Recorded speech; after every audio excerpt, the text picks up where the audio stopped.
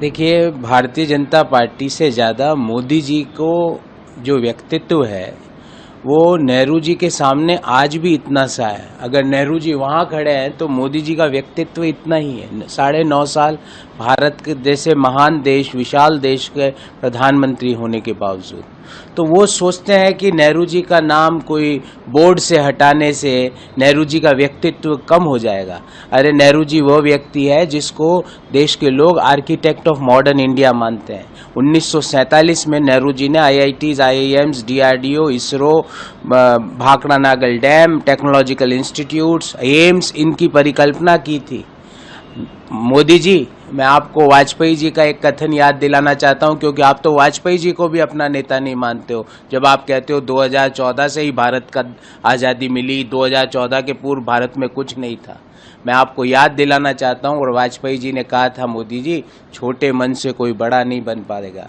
तो ये आपका छोटे मन का परिचय आप देश के सामने दे रहे हो। और उस बोर्ड से तो पंडित जी का नाम आप हटा दोगे मोदी जी, पर देश के 140 करोड़ लोगों के दिल में आर्किटेक्ट ऑफ मॉडर्न इंडिया के रूप में पंडित जी का नाम जो अंकित है, वहां से आप पंडित जी का नाम कैसे हटाओगे मोदी जी?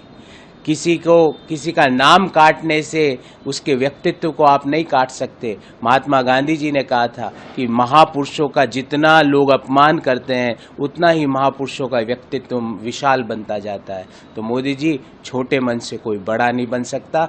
कल आपने जो आपकी सरकार ने जो निर्णय लिया वो सिर्फ और सिर्फ आपका छोटा मन, छोटी सोच दर्शाता है, और देश के लोग और भारत की संस्कृति में छोटी सोच की कोई जगह नहीं। कहाँ योगदान कम किया जा रहा है, बल्कि कांग्रेस के लोगों ने तो उनके योगदान को ठीक से प्रदर्शित ही नहीं किया।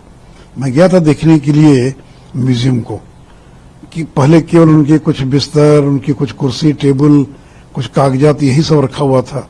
अब जाकर देखिए, जो नेहरू जी वाला जो हिस्सा है उसको भी कितनी बेहतर तरीके से प्रदर्शित किया गया है, क्योंकि भारत के संविधान को बनाने में भी पंडित नेहरू की बड़ी भूमिका थी। तो वो हिस्से के अंदर संविधान निर्माण की पूरी प्रक्रिया को और पूरी चीजों को चित्रों के साथ इतने बेहतर तरीके से प्रदर्शित किया गया।